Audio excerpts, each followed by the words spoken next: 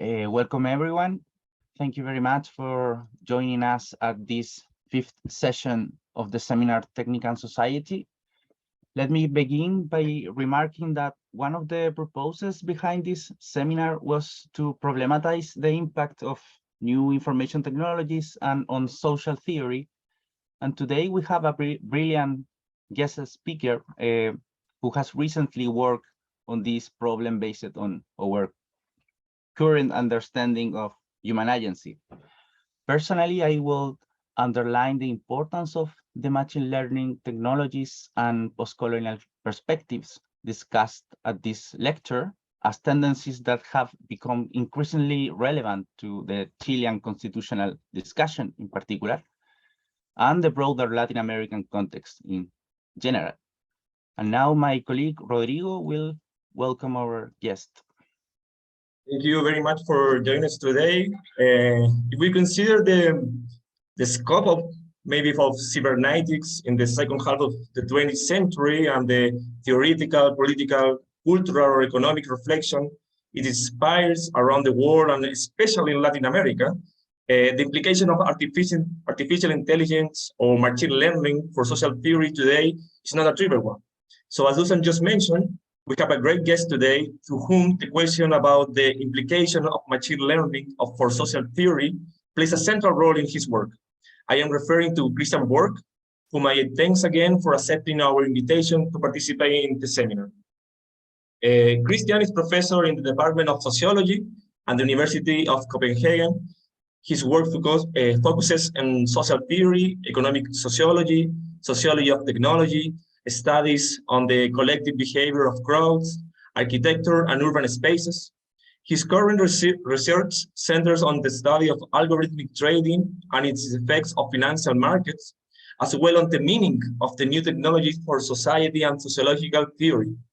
He's the author of the books Social Avalanche, Crowds, Cities, and Financial Markets, Foucault, Crime and Power, Problematization of Crime in the 20th Century, The Politics of Crowds, An Alternative History of Sociology, and Niklas Luhmann, case sociologist, besides dozens of other scientific articles. And in his past session, Christian will speak for about 15 minutes, and afterwards we will have an open discussion. So now I leave you with Christian Borch. Christian, the microphone is all yours. Many thanks for this. Thanks a lot for the invitation to take part in this, and good morning to everyone in Chile and elsewhere. So it's really a pleasure to be part of this very interesting seminar series. And as I told the organizers, I had the pleasure of watching one of the recordings from a previous session yesterday, and I would be happy to relate to some of that in the Q&A. I'll also be discussing work of Elina Esposito, who's presenting later in the seminar series. So in that sense, I think there'll be some hopefully nice connections. I want to begin by perhaps sharing my screen here. Just a second. I hope you can see it. All good? Yes? Yes.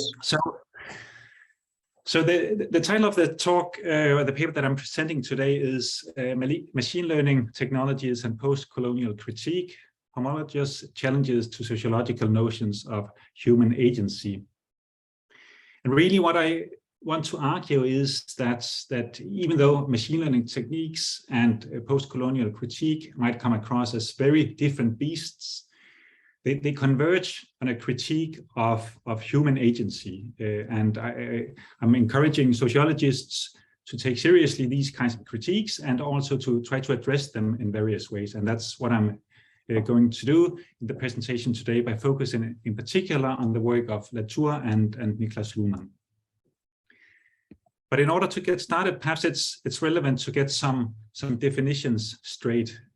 So when I'm referring here to machine learning, I'm referring to a set of algorithmic techniques that are designed to extract particular patterns from data in order to make certain predictions on that basis. And you're obviously all familiar with this, myriad number of machine learning techniques. We have them in our cell phones. We see them in facial recognition systems when we are looking at Amazon for books, if we're looking at movies at Netflix, etc., where recommendation systems are operating. So these are all examples of the uses of machine learning systems in practice. Later in my presentation today, I'm going to focus in particular on the uptake of machine learning systems within the financial markets, use that as a particular and perhaps also radical case of how machine learning systems are gaining autonomy or independence when it comes to agency today.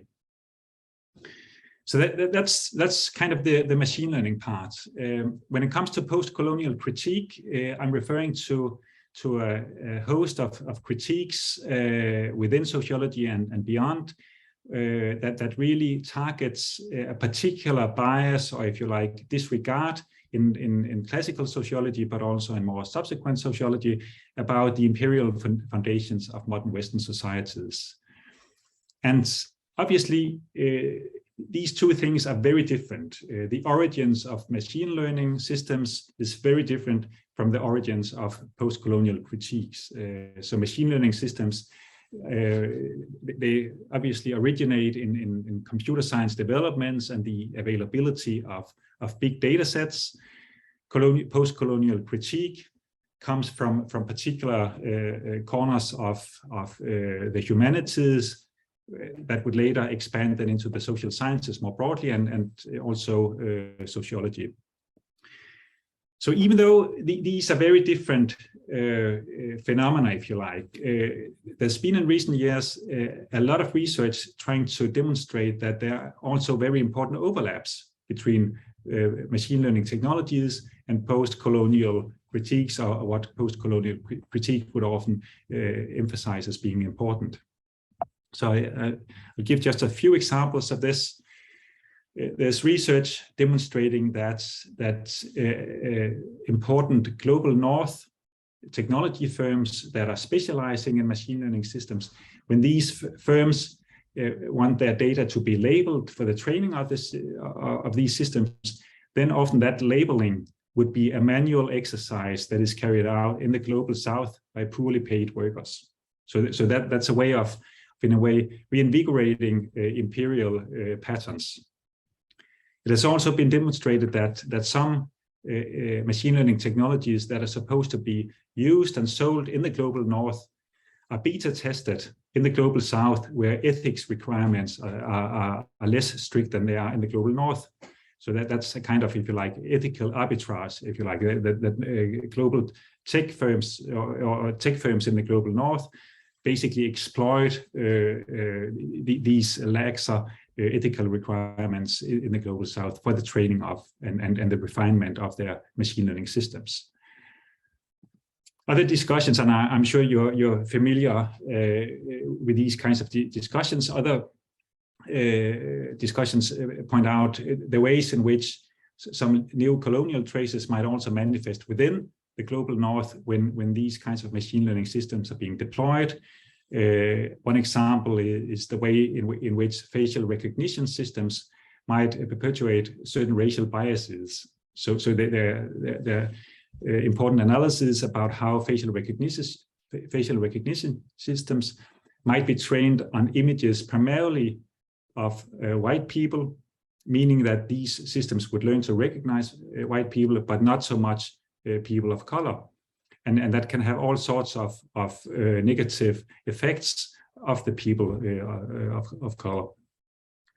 Some scholars have built on this kind of research and are talking about a kind of data colonialism and an expression of the coloniality of power that relate to the deployment of these kinds of ML systems. So the point of this is just to demonstrate that there's actually a lot of research, recent research demonstrating that there are nice links or important links, interesting links to explore between machine learning on the one hand and colonial traces on the other hand. But what I want to do today is to pursue a slightly different avenue. What I want to argue is, as I said from the get-go, is that the emergence of machine learning technologies and post-colonial critique, they converge on a critique of human agency. So that's really the kind of discussion that I want to pick up on. And I'm inspired here by work by Nancy Fraser. She wrote a nice paper back in 2014, where she makes the point that when we're discussing economic, social, and ecological crises, it's important not to treat these crises in a separate manner, but rather to discuss them together, to invent a vocabulary, theoretical vocabulary that can address the commonalities of these kinds of crises. And that's kind of the idea that I'm picking up on here in a slightly refined manner. I want to apply this kind of gesture to a discussion about machine learning and post-colonial critique, and see what would come out of it if we consider these two critiques at once. Is it possible to conceive of a sociological response to both of these kinds of critiques when we're talking about human agency, at least? So that's what I'm going to discuss in my presentation today. And the first argument that I want to make is that, and I already mentioned this, that the rise of machine learning technologies and post-colonial critique, they kind of converge on this critique of human agency, understood as the idea that the social in the end is about isolated human individuals who are acting or interacting with one another. And what I want to do then in the first part of the talk is to first discuss how machine learning technologies challenges the idea of human agency. Then I'm going to discuss how post-colonial critique is challenging an idea of human agency. And then after that, I will discuss two theoretical propositions that have a more post-humanist leaning, if you like, namely the work by Latour and that of Niklas Luhmann.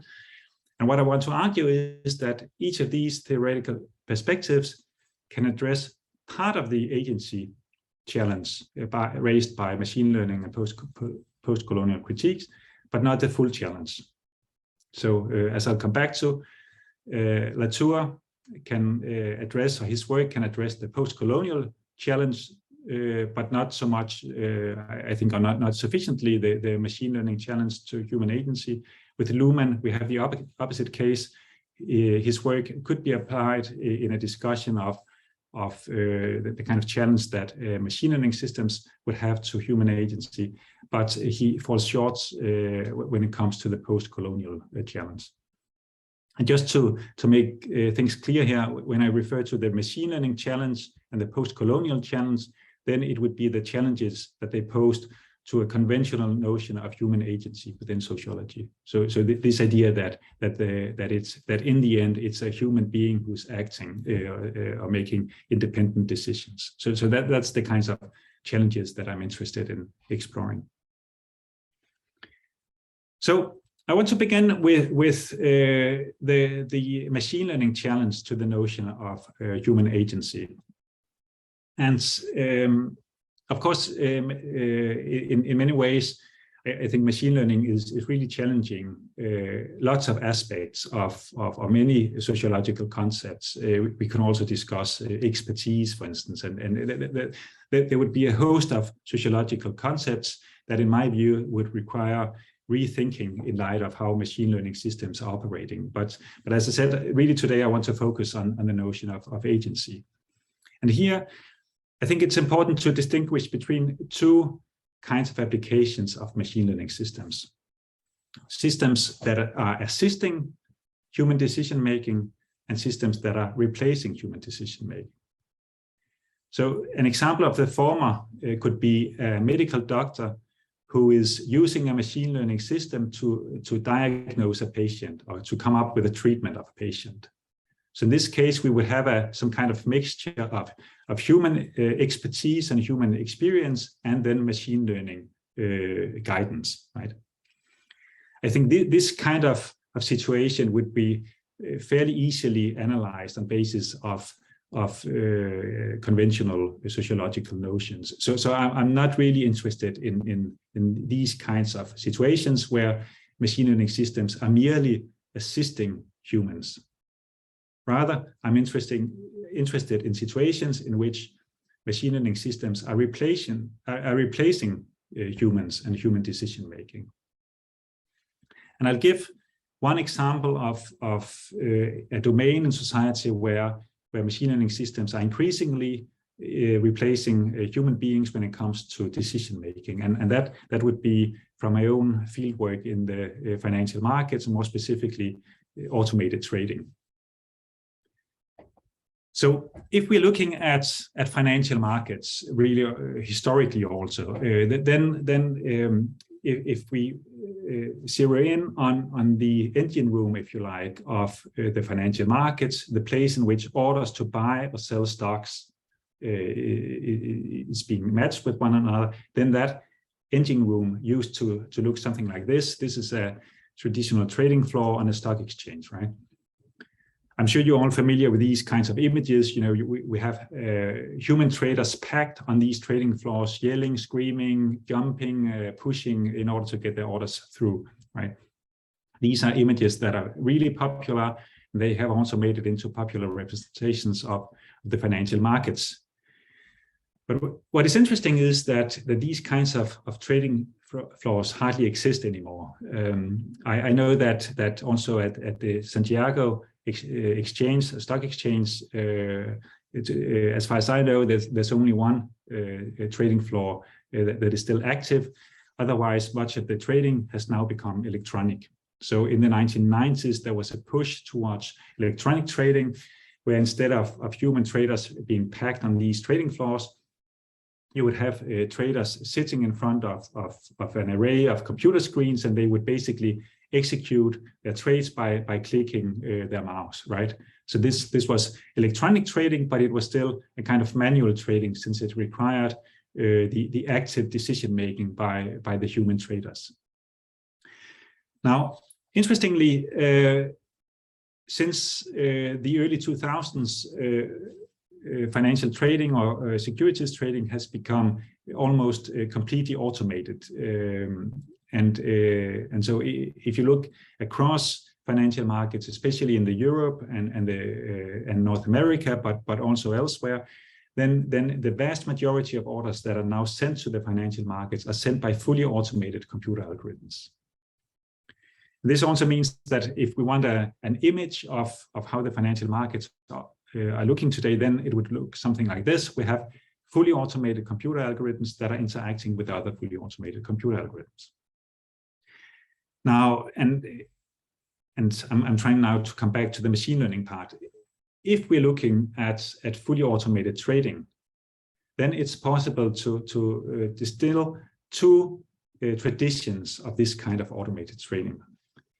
So I'm basically distinguishing here between what I call first generation automated trading systems and second generation automated trading systems.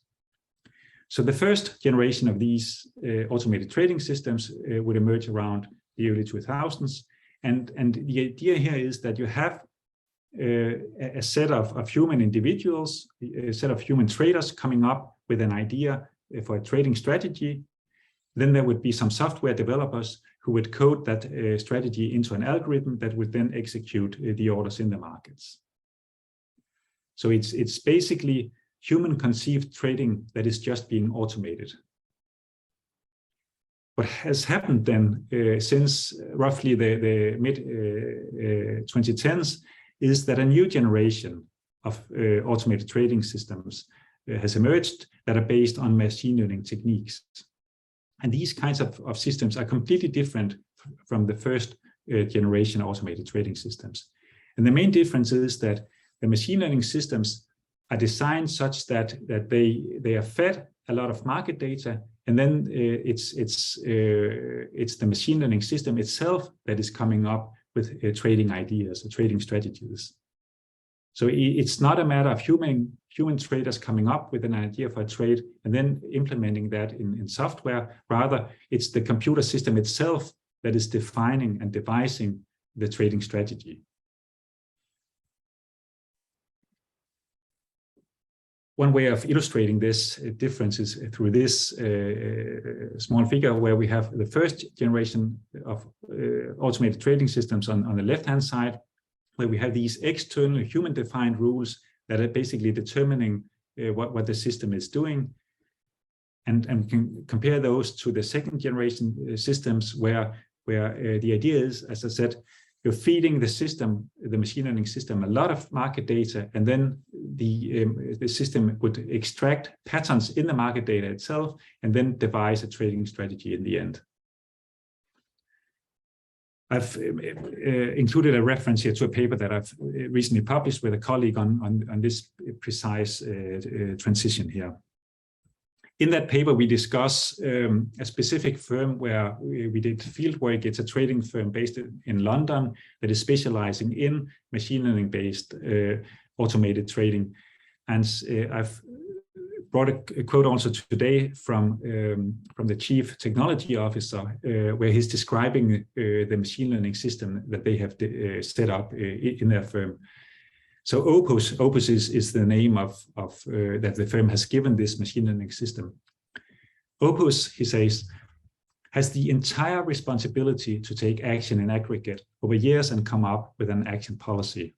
Action policy would mean basically a trading strategy here. So they're feeding the system a lot of data, years of data, and then it's the responsibility of the machine learning system itself to come up with a trading strategy. So he continues, basically, all the humans can ever do is give Opus information, incentives, and penalties, and it's up to Opus entirely to come up with a trading policy. We can't do it as humans. We can inform, we can enforce risk controls, but we don't have rules where a human comes up with a rule. We try to capture human beings' intuition as information representation, a weekly line that Opus gets to see, and then Opus decides if that weekly line is meaningful or not. So Opus on some level gets to choose from the options that the people give it. That's part of it. Also, we can give it sometimes quite broad options so that it can choose on its own and it can just ignore what it doesn't want. So essentially what he's saying is that they have designed their machine learning system. It's a deep neural net in this particular case, but I've done interviews at firms that are doing other machine learning techniques that have the basic approach that is being described here. We have human beings designing the entire algorithmic architecture. We have human beings feeding the data to the system. We have human beings trying to nudge the system, perhaps in certain directions, if they want the system to take on more risk, less risk, do this, do that.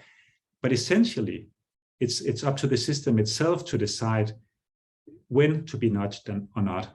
So the system decides what kinds of human inputs it wants to incorporate in its trading strategies.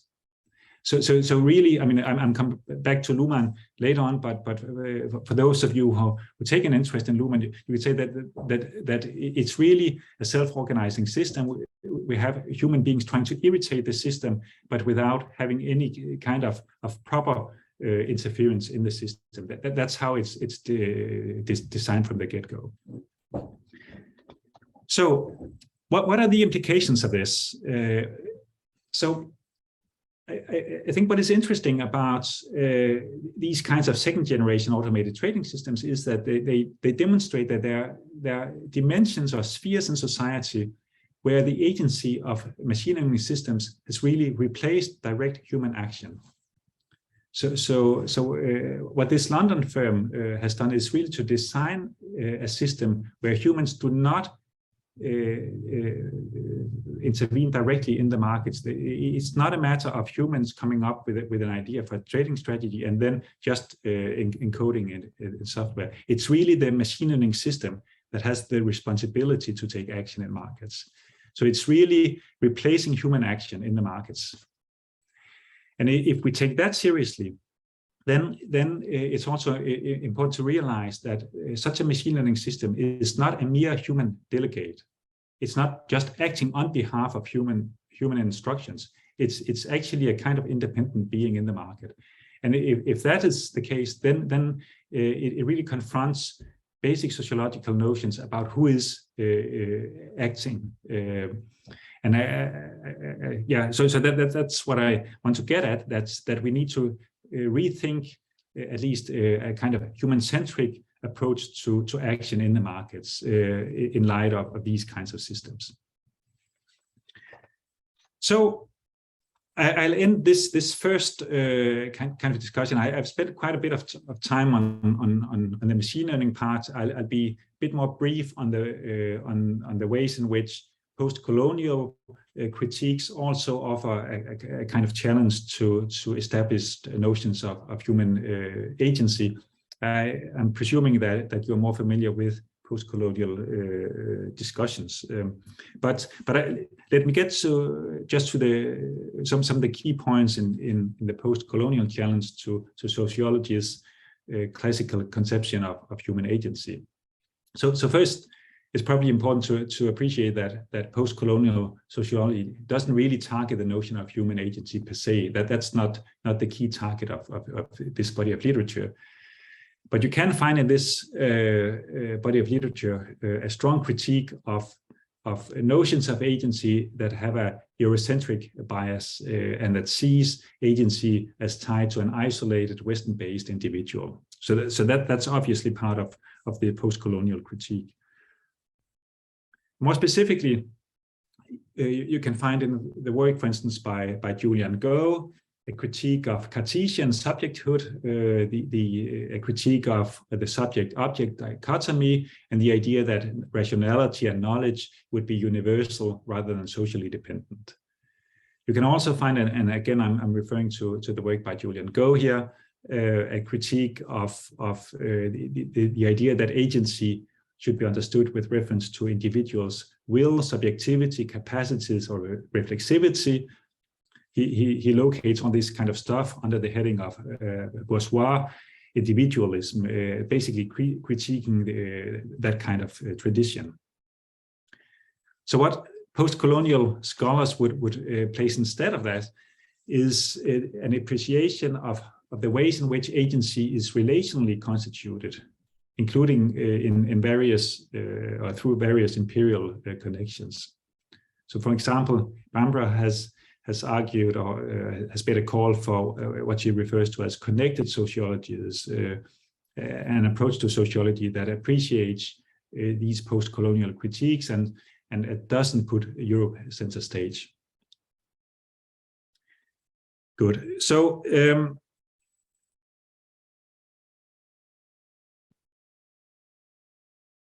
if we then zoom out a bit and go back and compare machine learning and the rise of machine learning systems and the emergence of post-colonial critiques, then we can say that what we find across these two developments would be a joint critique of conventional notions of agency that place the individual human being center stage, right?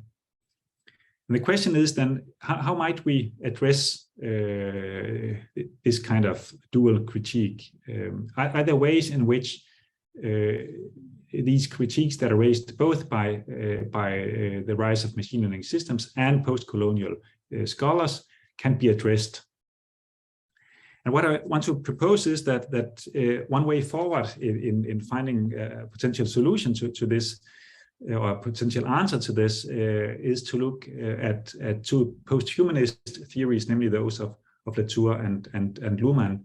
And the reason why I'm interested in theories that are located more in the post-humanist domain is obviously that their starting point is to bracket human agency. So that would be an obvious place of finding a solution or response to these dual critiques that I've tried to portray here. So what I want to do is to go through briefly or semi-briefly at least the ways in which can address these challenges raised both by the ML systems and the post-colonial critique. So I don't expect that it's necessary to really flesh out what Latour's work is about, but very briefly, it's a relational sociology that encourages sociologists to examine the ways in which humans and non-humans are associated in various ways. And if we apply that kind of overall approach first to the post-colonial challenge, then it's worth emphasizing that actor network theory has actually been picked up by some post-colonial scholars. So one is Julian Go, once again, who has made a nice, though very brief, analysis of the ways in which cotton textile manufacturing arose in Britain in the 17th and 18th centuries in relation to developments in India, Indian spinners. I don't really want to go into or flesh out that kind of analysis. Those who are interested can go to Go's book on social theory and post-colonial sociology.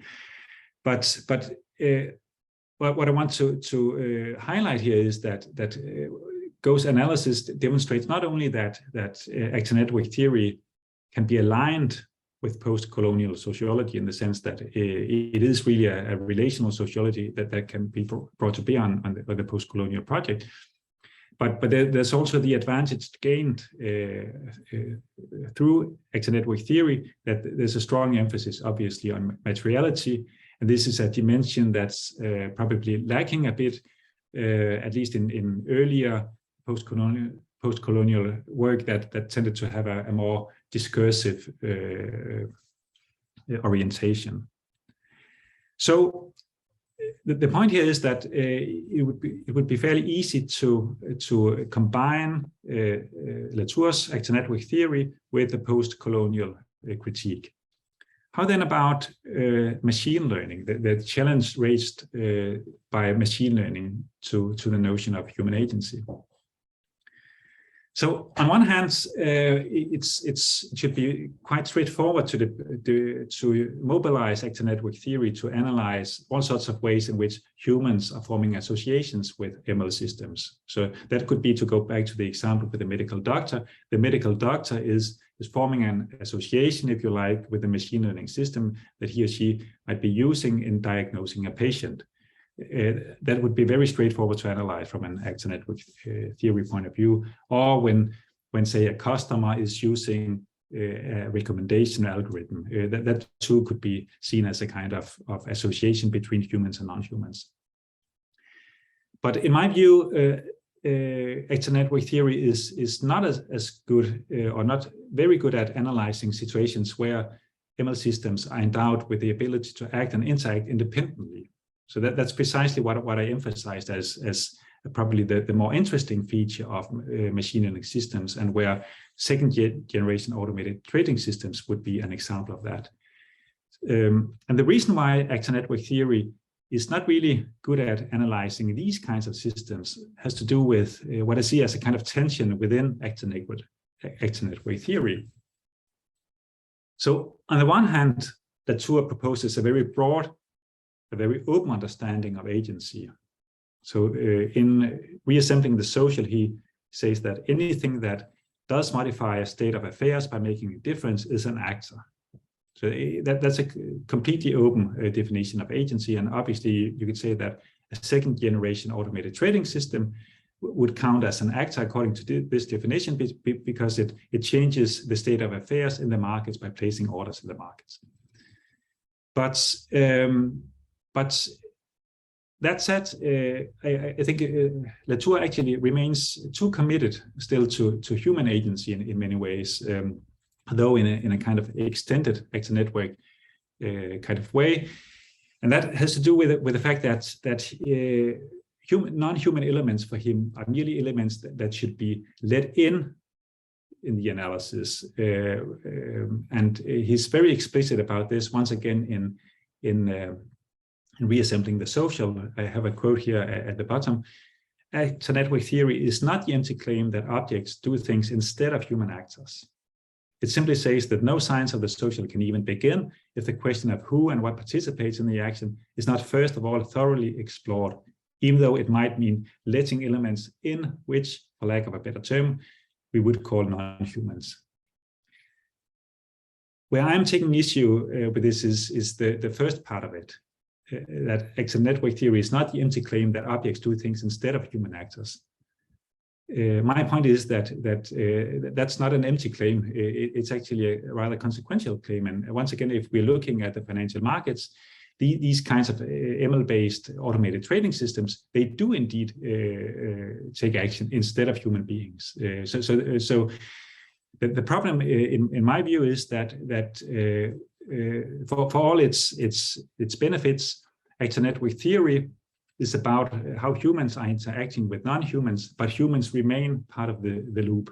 When we're dealing with these kinds of independent machine learning-based systems, we need to bracket the human even more than Latour does. And actually, we need to understand the ways in which non-human actors may be interacting with other non-human actors. Good. So that's how, in my view, Latour would fare vis-a-vis the dual challenge raised by machine learning systems and post-colonial critiques. If we then turn to Luhmann's work, then basically, and once again, I really feel that I don't need to present his work. I know that Chile is. We talked about that just before we started the session today. That Chile is really a key center of Luhmannian systems theory. So there should be no need for a thorough introduction of Luhmann's work here. But basically, as you know, Luhmann. One of his key claims is that we need to replace action theory with a theory of communication, and we should see social systems as self-organized systems of communication. And one of the consequences of this is that human beings are placed in the environment of society, in the environment of social systems, and this is also why we're dealing here with a thoroughly dehumanized conception of the social. So based on this kind of approach to the social, how can we then make sense of agency in light of the ML challenge and the post-colonial challenge? If we're reversing the order then this time and starting with the ML challenge, then I think Elena Esposito has made some really interesting work in terms of demonstrating that one of the nice aspects of Luhmann's theorization is that it allows us to shift attention from discussions about artificial intelligence, whether systems, these ML systems really possess intelligence, to discussing instead the extent to which and the ways in which they participate in communication. So Esposito in her new book writes that because of this non-inclusion of the thoughts of participants in Luhmann's theory of communication, because of that non-inclusion of thoughts, Luhmann's notion could actually be extended to include also machine learning systems that do not think obviously in any human recognizable manner. So the point of this is that precisely because Luhmann brackets humans from his conception of social systems, because it does not include in any direct fashion human beings, his conception of communication is suitable for understanding communication involving machine learning systems, even communication among ML systems. So precisely what I find missing in Latour's work, I think is more easily addressed on the basis of Luhmann's theorization. So Luhmann, to sum up this part, Luhmann is good or his theorization, I think, is good at addressing the challenge raised by machine learning systems, the challenge to human agency. So we can, on the basis of Luhmann's work, better conceive of machine learning systems and how they communicate with one another than we can on the basis of Latour's work. things are not quite as good when it comes to the post-colonial critique, I think.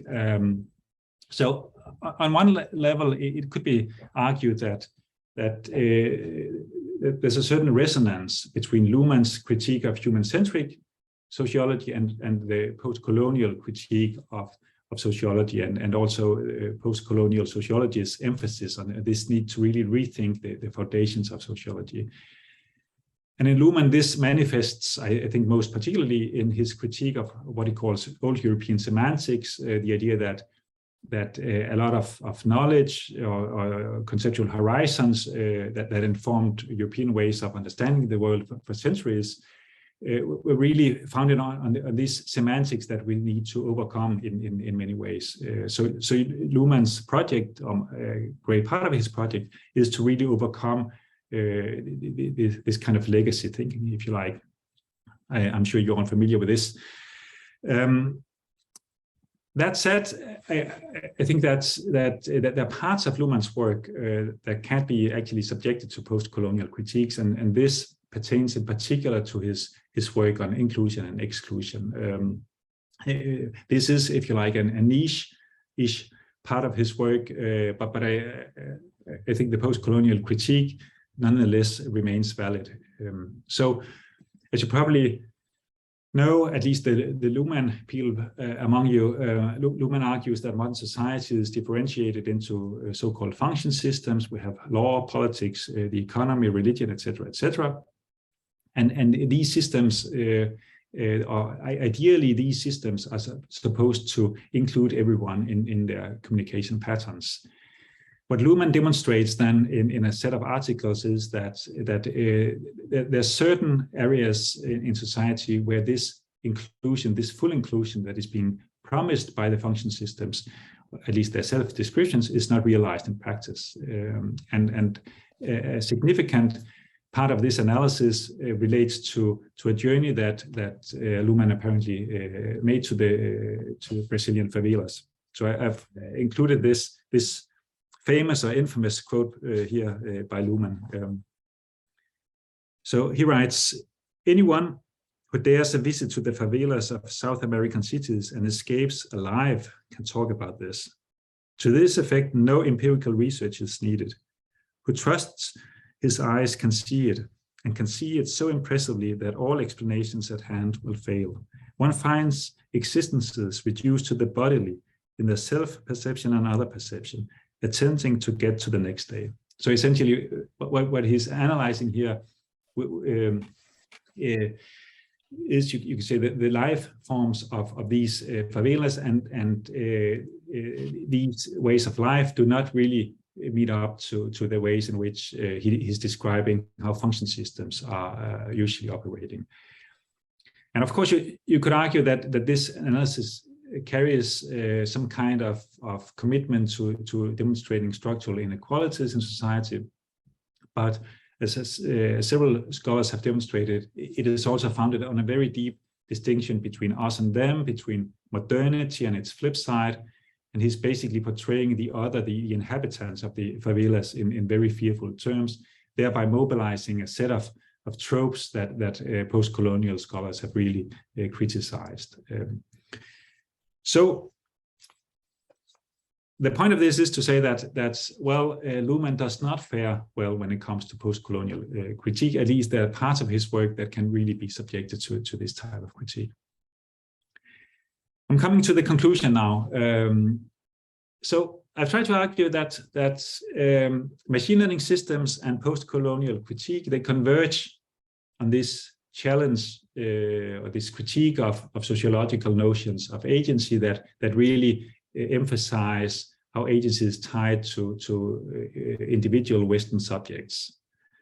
I've also argued that given the interconnections that can be identified between machine learning systems and new forms of colonialism, it's really worthwhile addressing the agency challenge that they jointly raise.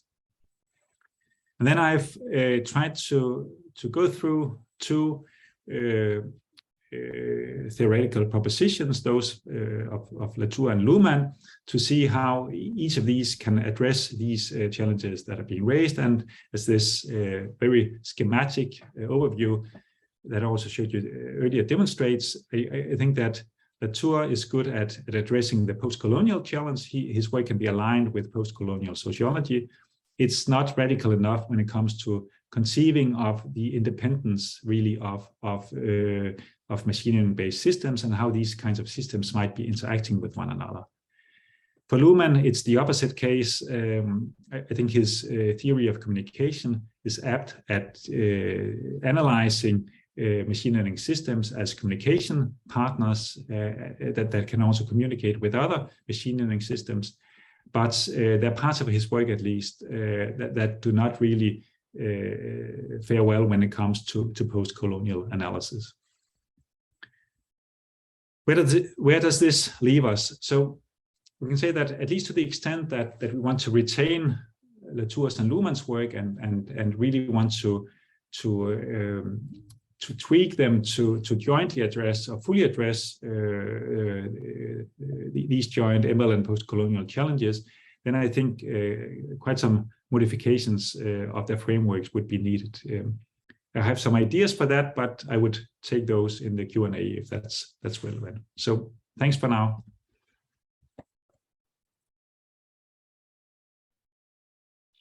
Thank you very much, Christian. If anyone has some queries or comments, please raise your hand by pressing the button in Zoom panel. I think it's Christian and Walter. No, I have a question, so or a comment. Thank you, Christian, again, Christian Borch, for your presentation. Just for a start, I don't really know too much about post-colonial theory, so maybe my comment is no true, but it seems to me that what I need in your presentation are references for the principle of rationality. No, I don't see that in the concept of agency. I don't see that. It's missing for me in your exposition, because maybe the European critique of the artificial intelligence, for example, in the 60s or 80s of the past century, was the machines don't not reproduce human-like actions, in the rational sense, maybe, the machines don't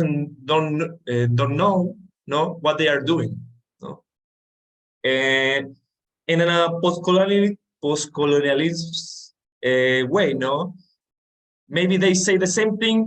In a way, the action of the South is not rational, for the Western people. So maybe it's another way to problematize the agency concept, and also Yu Hui, is a Chinese philosopher, critique the idea of technology with the concept of cosmic technology, So the question, for critique, the notion of European modern technology and rationality. So maybe that concept, the rationality concept, maybe can help you in your presentation. And about the Luhmann and Latour, Gesa Lindemann, has an article. It's about on the social borders of the social world. And she critiques precisely the Latour approach, but also Luhmann, because both observe the social world in a way or another, considering the human meaning or the human being. So Latour is the human in the final moment, is the human who points out that the non-human has some effects on the network, but Luhmann is only the meaning. The human being meaning, is part of the social communication. So I don't know what you think about this approach, just for a start. Thank you, Christian. Yeah, thanks a lot. So I'm not familiar with the paper that you just mentioned on the social borders of the social world, but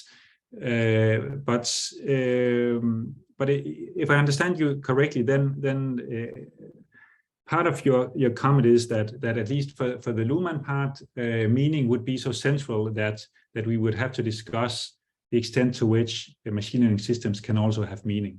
Yeah, and they may not qualify for that. And I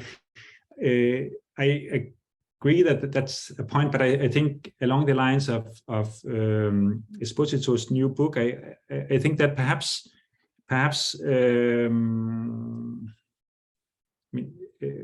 often, I mean, some of the examples that she would give would be chatbots, for instance. If you're communicating as a human being with a chatbot, you know, it could be you bought something online.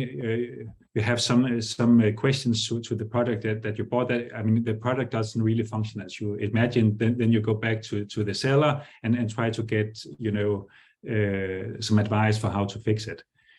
It could be likely you would be communicating with a chatbot rather than with a human being. But often, I mean, some of these systems are so advanced or so sophisticated today that you wouldn't be able to tell whether it's actually a human being or a machine that you're communicating with. So for the human being taking part, the meaning being produced by the chatbot would be completely identical to the meaning that a human being would put into the communication, as it were. So I think, I mean, I'm not sure I would, I mean, it's a tricky question, but for me, meaning need not be essential to assessing whether these machine learning systems can actually communicate. So if you're looking at the financial markets, which would be my primary empirical domain, then the kind of meaning that you may speak about here is, you know, these systems are sending in orders to buy or sell securities. So it could be that if the price of, say, Apple shares is suddenly rising, then your machine learning system might send in an order to buy a different stock. What kind of meaning is really entailed in that kind of communication? It's a very condensed piece of communication. It's just an order being sent to the market. I mean, people are trying, of course, to extract signals. They're trying to figure out what is actually happening behind these orders. But it's first of all, it's very difficult to go behind the orders to see what is really behind them. And whether the order was placed by a human or a computer doesn't really matter. I mean, it would be equally difficult to detect the meaning, as it were, behind it. So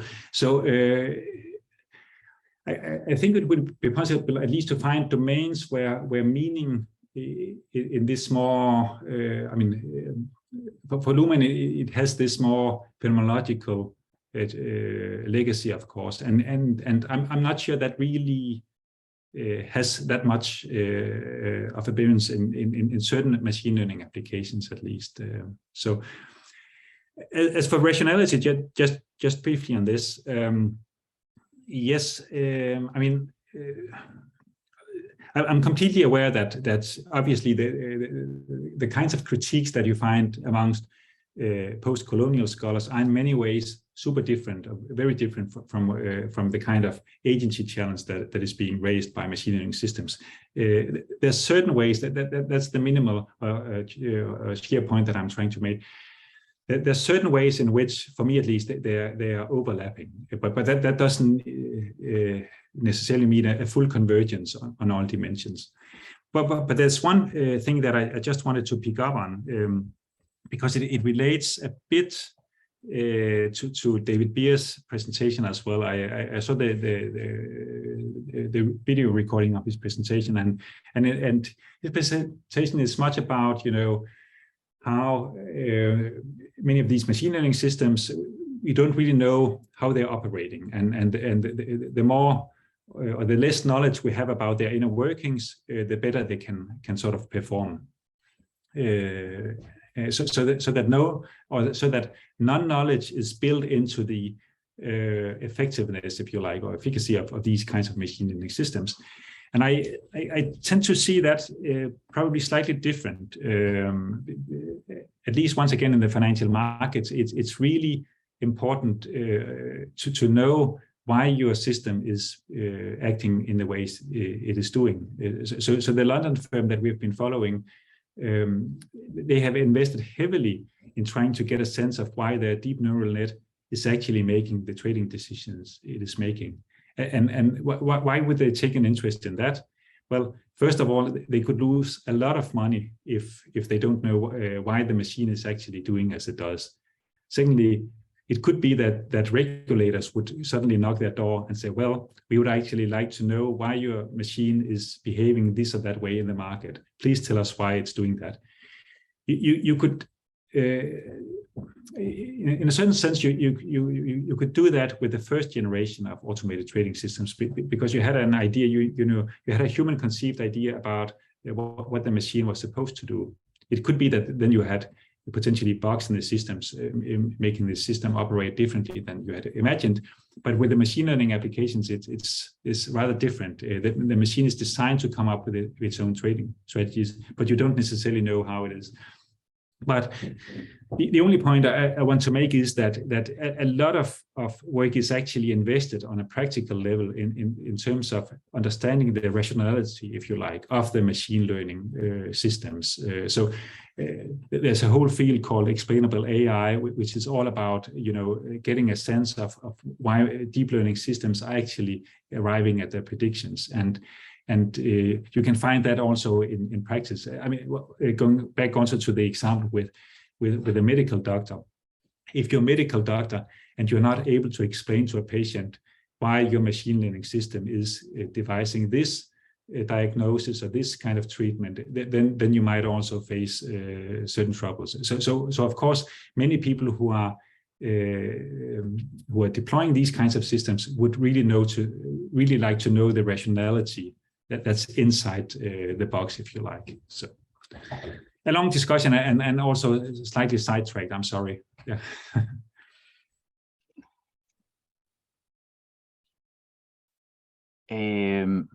I would like to ask a question about the operations of these second generation machine learning technologies that you described, Christian, in relation with your previous work on financial markets and economic sociology.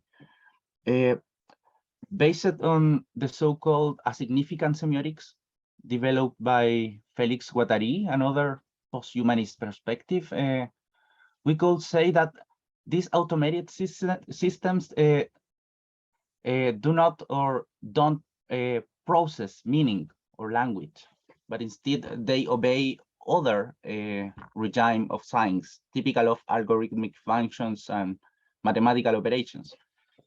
Do you think that nowadays the reproduction of capitalism obeys this type of logic devoid of signification, as Deleuze and Guattari call it, and a kind of axiomatic of capitalism, compared to the thesis put forward by Max Weber, where the promises of capitalism played a fundamental role for individuals to believe in its legitimacy.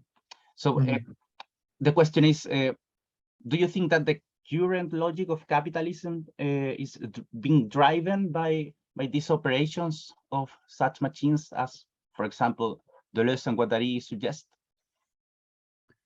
Well, I think that at least I'm referring mainly to my empirical work once again, but in the financial markets, the drive towards or the push of machine learning technologies would have several motivations.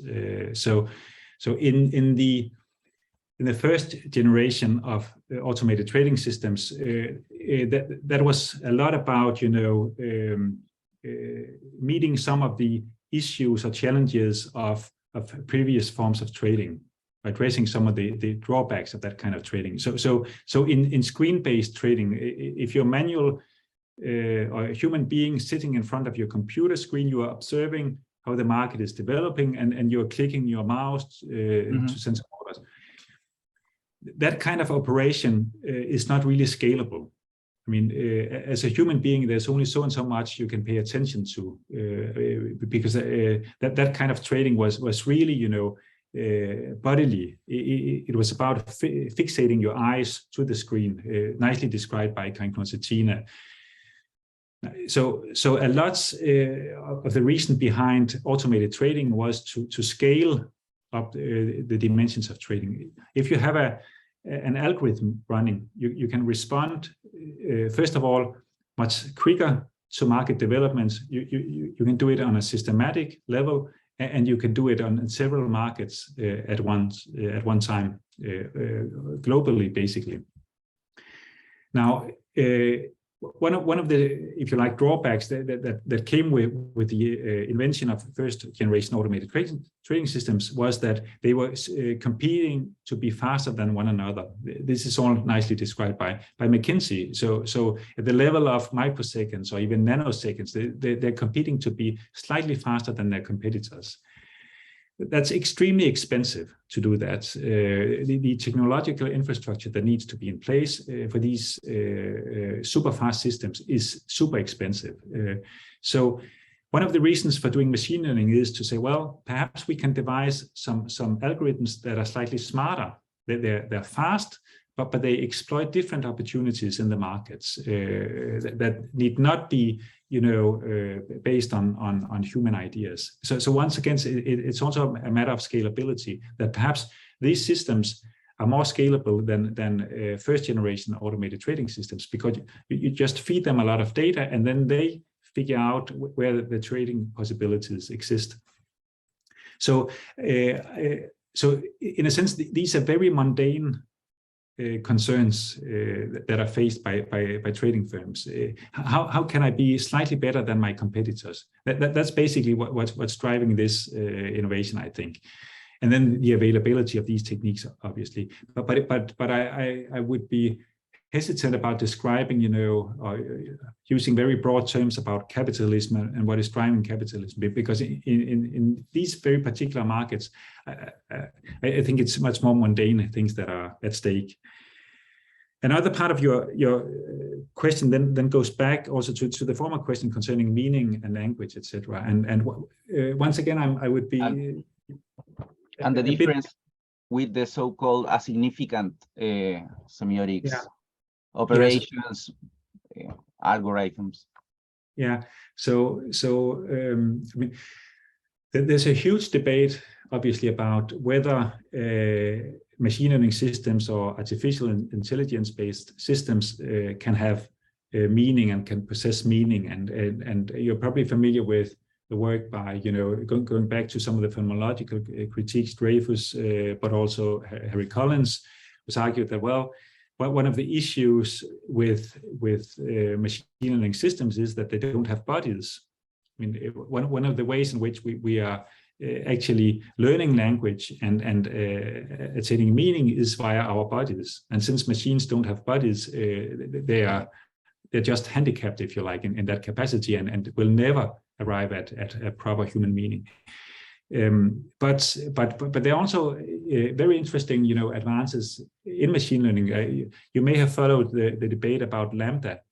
I don't recall which firm it was. It could have been Google, where you had this, if I remember correctly, it was in the spring, I think, a machine learning engineer who was sent on leave. He had been in charge of developing a machine learning system that was apparently able to carry some kind of meaning. I mean, for him, it was very similar to a human being. So the machine, when he was having conversation with it, it would say something like, well, what I fear most is to be shut off, basically, that I'm losing my life. You know, it was using very humanistic vocabulary. And for this engineer, it had become so real, actually, that for him, it actually had attained some kind of human meaning. But it's really debated whether that's a valid conception of how that machine operates. And I wouldn't be able to make a clear call on that. I mean, it is controversial, obviously, but But the point that I'm trying to make is that perhaps some of these questions are getting slightly more difficult and less clear-cut than they were just 5 or 6 years ago. So perhaps some of these old phenomenological critiques might not be quite as valid anymore as they could have appeared just recently.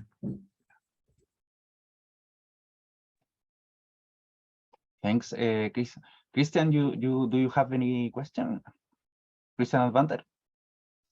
Yes, I have a small question. I'm not a sociologist, so many things are away from my understanding, but I'm very curious about these machine learning systems in the financial market, especially to understand how independent are these machine learning systems, considering I imagine that profits are an important element in them.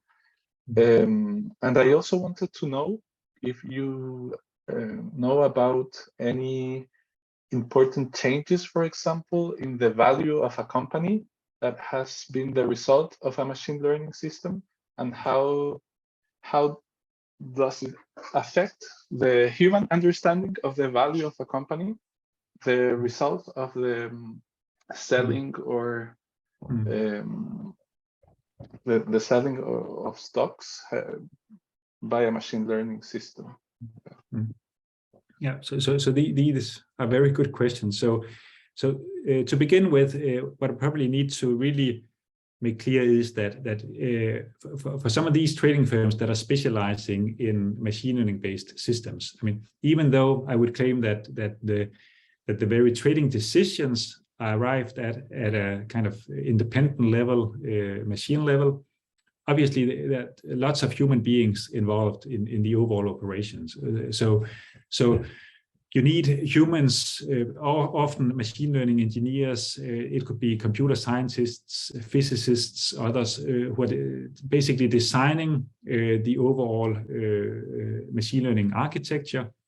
Then firms would have people employed who are getting data from stock exchanges and elsewhere, and spending a lot of time on cleaning the data. So since you're training your machine learning system on market data, you really need good data. I mean, if you have any kinds of issues with your data, then these issues might also reflect back on the eventual trading decisions. So I mean, it's an old saying, but the system is not, or it wouldn't be more clever than the data on which it is being trained, obviously. So firms are spending a lot of time actually on a lot of manual labor on cleaning the data. So for instance, this London firm that we followed, they would have a number of people employed just to deal with data, and you have in the financial markets millions of orders coming in every day, and they would collate data from different data sources and try to match them with one another, and even one omission in one data set could be a cause of concern, because if they could see that one order was missing in one data set, then perhaps the machine would learn something that is not really valid, or pick up a pattern that is not really a pattern in the data. So there's a lot of that's the point I want to make. There's a lot of human labor involved in setting up machine learning operations. And obviously, you would also have human individuals who would test the system and monitor the system, etc., etc. That said, all the firms I interviewed where they are specializing in machine learning systems only, they would say, well, in the end, it is the system that is arriving at a trading strategy. And that is regardless of the particular machine learning architecture that they would deploy. So the firm I mentioned today would specialize in deep learning systems. I also talked to firms that would use so-called genetic programming, which is another kind of machine learning technique. But the point would be the same. that you feed the system a lot of data, and then in the end, the system would arrive at a trading decision. And you could nudge the system in all sorts of ways, but in the end, it would be the system itself that decides what kind of nudging it would relate to. So in that sense, I think the actual trading decisions that are being made, they arise from an independent decision-making system. Of course, we can discuss whether this is really independence, but that's I guess the same when, I mean, we can discuss whether I'm making independent decisions or whether my wife is really, lurking behind and through all her advice guiding me, or my kids through their, we obviously always take a lot of input when making independent decisions, and that also is the case for these kinds of second generation automated trading systems. But I would insist on normal terms that they are making independent decisions. Yeah. Then concerning the second part about whether firms are actually producing profits on this basis, that would be slightly more difficult for me to say. I mean, obviously, firms are a bit more, they don't necessarily want to share their financial performance. And it is extremely tricky to set up these kinds of systems. So it's not a clear-cut way to earning a lot of money, obviously. But just going back to a point that we talked about earlier, there was some. I mean, one example is BlackRock. The world's largest asset manager. They have also obviously been developing all sorts of machine learning systems. But they some years back they shelved some of these machine learning systems. Apparently they produced nice profits in the markets, but they couldn't really explain the inner workings of these systems, and therefore they didn't dare use these systems. So that goes back to the rationality discussion, that you may be able to make money of these systems, but if you can't explain how they are arriving at that profit, then perhaps you're facing some issues in the end. Actually, it could be, and that was a comment that was made, I think, at the London firm that we studied. It could be that your machine learning system is picking up, a pattern or a trading strategy that is actually exploiting some illegal measures in the market. So there's one technique called spoofing, where you place a number of orders to create the image that the market is moving in a particular direction where it isn't in fact doing so. So you're manipulating the market, and actually it is conceivable that a machine learning system could pick up on such a strategy, a manipulative strategy that would be illegal. So that's also why it's really important to get a sense of why the machine is actually behaving as it does, and have all sorts of control wrappers around the system.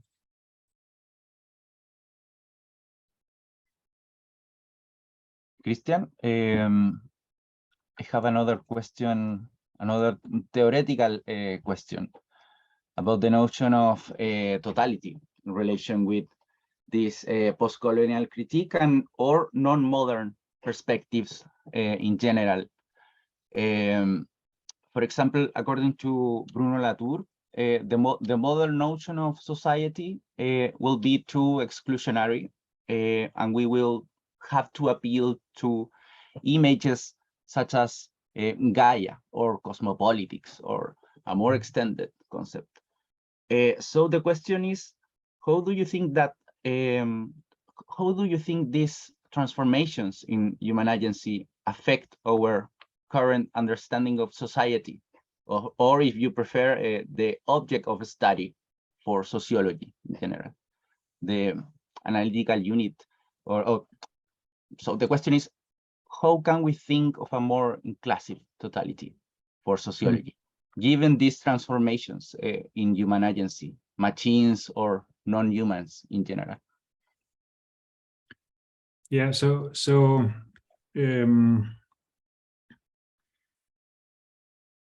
well, I don't know about totalities, actually. But I do think that really, if we take seriously that kind of action and interaction that you find among machine learning-based systems, then I think it really challenges some very fundamental concepts in sociology. So the paper that I referred to in my presentation, it discusses Weber's notion of social action, for instance, and I think Weber is not very good at his theorization is not at all equipped at understanding these kinds of systems. So when Weber is talking about technology, it's really, you know, about the machine or the thing being a pure extension of a medium for the human being. The technology doesn't really do anything on its own. And what we're seeing with advanced machine learning systems is that they do indeed do a lot on their own. That's what we're seeing with these second generation automated trading systems. So I think in certain ways we need to probably rethink some of the basic sociological terms, to take another Weber phrase, and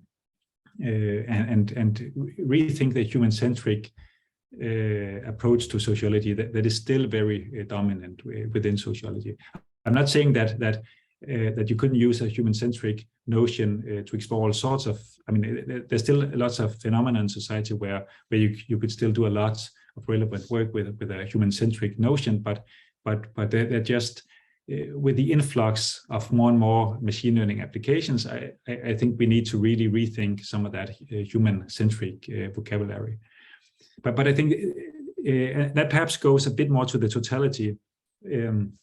I think I saw in one of your introductions to the first session, I think it was Weber was also brought up in the sense of this enchantment of the souls of the world, right? And I think that perhaps machine learning systems to some extent constitute a re-enchantment, actually. That people, it goes back to the rationality once again. People really struggle to understand, or there's a huge field of computer science struggling to understand what's the inside of these kinds of machines, and people, also practitioners and experts, they you know, project all sorts of ideas about these systems. That has sometimes perhaps semi-religious connotations. So perhaps talking about totalities, that might be what we are seeing today. Again, also going back to the lambda example, with whether a machine can possess meaning, perhaps that brings about some of this kind of re-enchantment. So again, turning perhaps Weber on his head in a sense.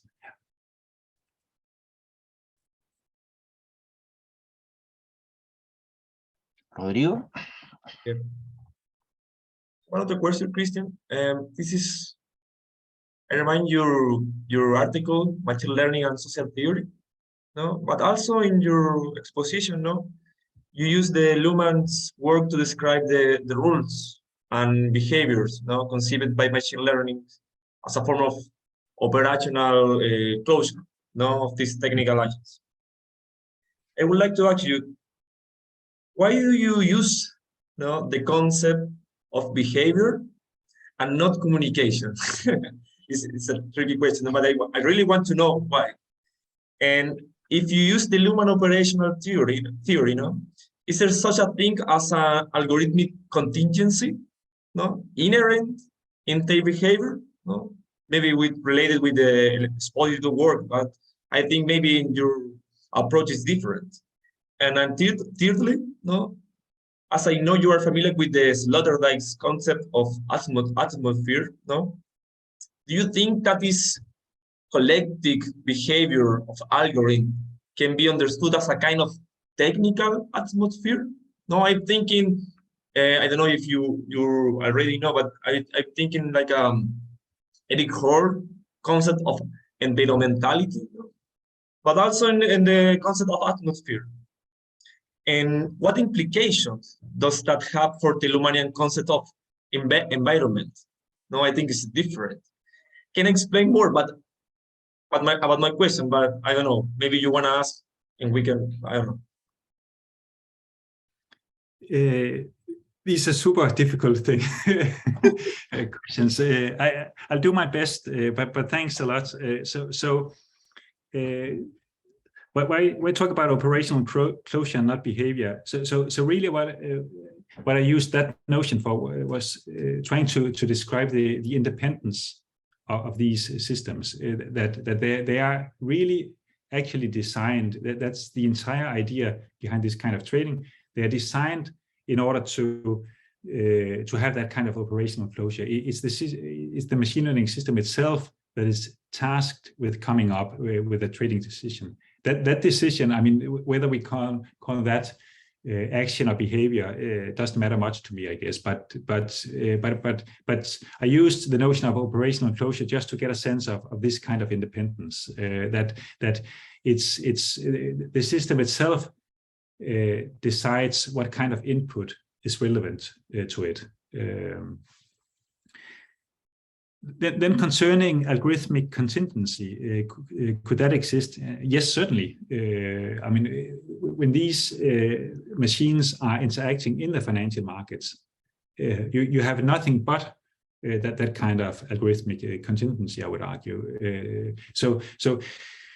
The issue is probably that in the financial markets, you would have a mixture of first generation and second generation automated trading systems, right?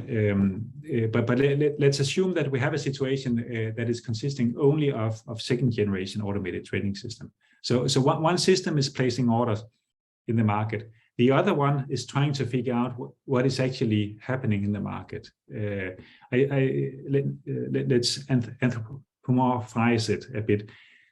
I'm a machine learning algorithm. I see that you, as a machine learning algorithm, are placing orders in the market. I try to figure out what is behind this. Orders, or the prices are now rising. What could be the pattern behind this? So yes, I would make all sorts of assumptions about what you're doing, or I would form expectations about your expectations. So what Luhmann describes in his classical, ego-alter contingency based on Parsons, you have the exact same thing in the financial markets. Algorithms are trying to figure out what other algorithms are doing in the market. So that would be straightforward, I think, based on Luhmann, actually. You could probably find all sorts of other situations where these systems do not have that kind of contingency. But what is really fascinating about the financial markets is the fact that you have algorithms interacting. You don't necessarily have that with a medical doctor using a machine learning system to reach a diagnosis, right? That's only one system that is informing human decision making. But the markets are really characterized by these machines that are interacting with one another. And for that reason, you have at least the potential for proper algorithmic contingency. And if you're having machine learning systems, I think you do have that kind of contingency. Yeah. Then concerning atmospheres and the environment, I'm not entirely sure what to respond there.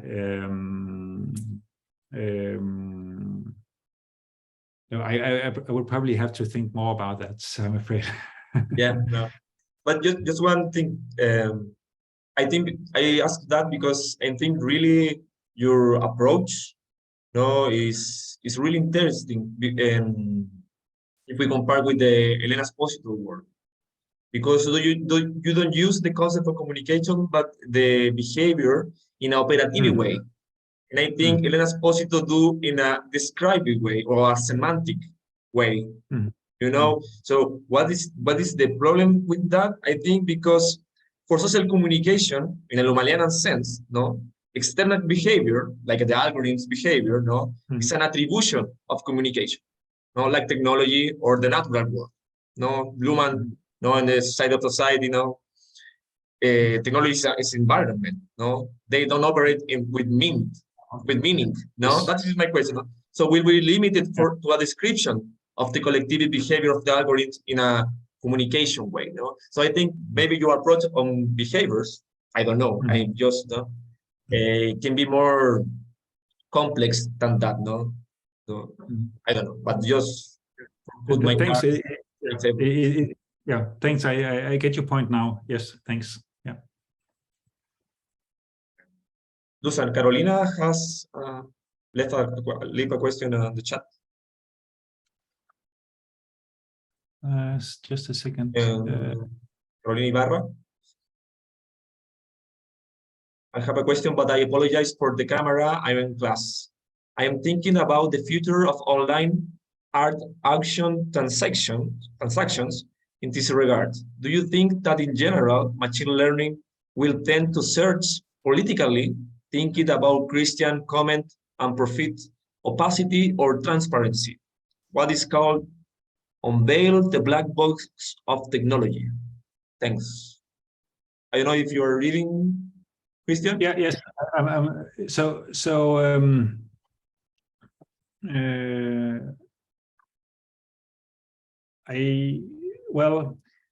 not really aware of or familiar with online art auction transactions, but I do know that if that's of any relevance, that McKinsey is now studying online ads and online ad auctions. So when you're going to the internet and you're searching for something, then you obviously see a lot of ads coming up, popping up on your screen, and these ads pop up on the basis of real-time auctions, where in a manner of 100 milliseconds, different bidders would bid on whether or getting access to your specific homes or your specific screen, and placing their ad on your screen based on your search behaviors.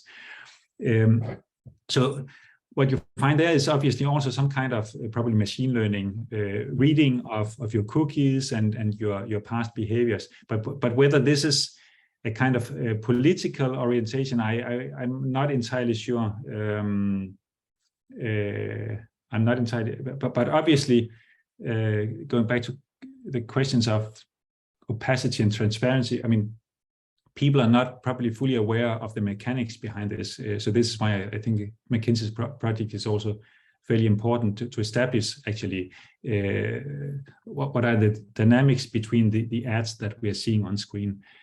He made one comment in a piece in the London Review of Books where he described some of this parts of this new project, and that goes perhaps a bit more in the political dimension. So he was actually critical of Zuboff's surveillance capitalism diagnosis, that some of these tech companies are really, you know, super surveilling our behaviors online and targeting or profiling our online presence. And his point is that there's actually a lot of uncertainty still on the part of the online bidders in terms of how to interpret people's behavior online. The point is that perhaps these surveillance systems exist, but what they can actually do is slightly less radical probably than what Zuboff has proposed. That's at least his preliminary conclusion as I read it. Yeah. We have another question in the chat. About the self-awareness, these systems. Machine learning driven systems of today can be considered as advanced and sophisticated data processors. Do they have consciousness? The way it is understood. Any self-regulating system requires a degree of self-awareness. Do you think today artificial intelligence yet achieve this degree of self-critique?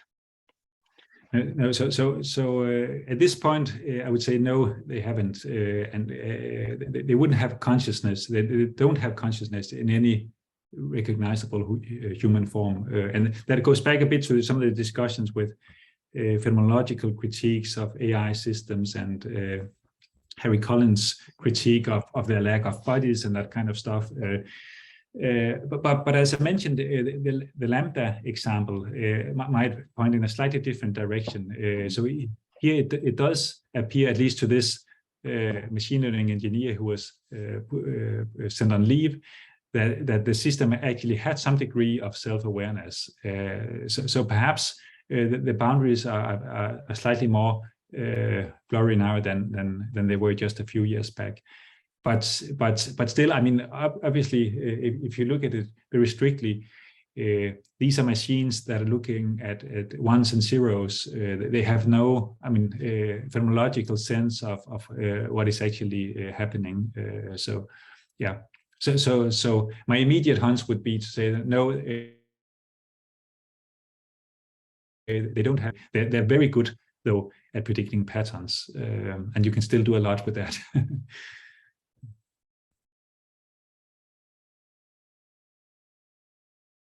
Christian, do you want to close the conversation with a general idea that to underline the discussion in general?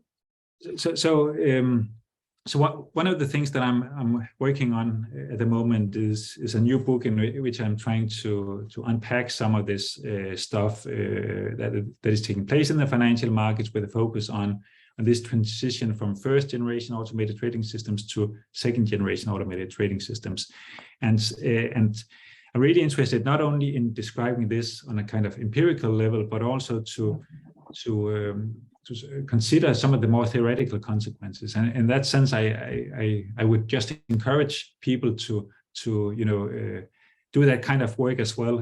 Consider what it would mean for conventional sociological concepts if we actually take seriously this kind of independence of machine learning systems. I think they confront sociology in very interesting ways, and I would love to read more on that kind of topic. Yeah.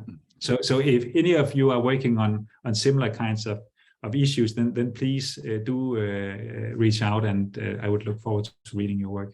Yeah. We will do. We want to thank Christian again for his brilliant speech. And I would like to remind the rest of the participants that next September 27, at 3 p.m. in Chile and Argentina, we will have Flavia Costa as guest speaker in our next session, who will talk about some issues related to the central thesis of her book on Technocene, a variation of Anthropocene. So thank you very much, Christian. Rodrigo, I don't know if you want to add some. You say thank you, Christian, again. Thanks you everybody for being here this morning, and we see you the next session. Thank Thanks you. a lot. See you. Thanks a lot. Fantastic. Yeah.